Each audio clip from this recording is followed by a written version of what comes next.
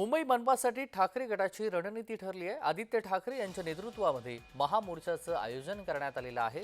लढा आपल्या मुंबईचा या माध्यमातून ठाकरे गटाचं हे आंदोलन करण्यात येणार आहे।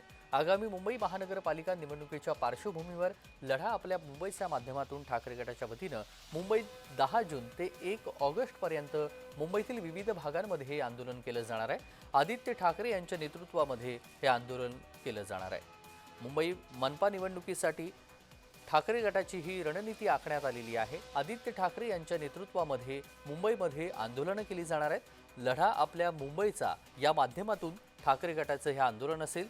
मुंबई मनपासाठी ठाकरे गटाची ही रणनीती समोर आलेली आहे, ज्याच्यामध्ये मुंबईमध्ये 10 जून ते 1 ऑगस्ट पर्यंत मुंबईतील विविध भागांमध्ये जाऊन आंदोलनं करण्यात येतील।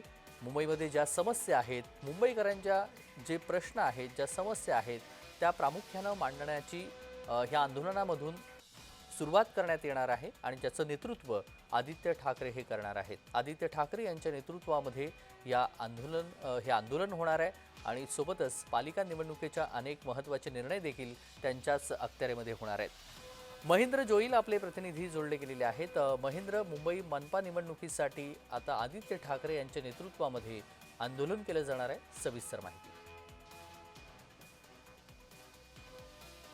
आपल्या मुंबईचा हा जो मेळावा होता, या माध्यमातून जे ते ठाकरे गटाची मुंबई महानगरपालिकेची रणनीती ठरली आहे। मुलुंड येथे काल हा मेळावा पार पडला होता। यामध्ये आदित्य ठाकरे यांनी 1 ऑगस्ट रोजी येथे आदित्य ठाकरे यांच्या नेतृत्वाखाली मुंबईत महामोर्चाचं आयोजन करणार आहेत आणि आगामी म्हणजे मुंबई महानगरपालिका निवडणुकीच्या पार्श्वभूमीवर लढा आपल्या मुंबईच्या माध्यमातून ठाकरे गटाच्या वतीने लढणार आहेत। 10 जून ते 1 ऑगस्ट पर्यंत मुंबईतील काही विभागात ते आंदोलन करण्यात येणार आहेत।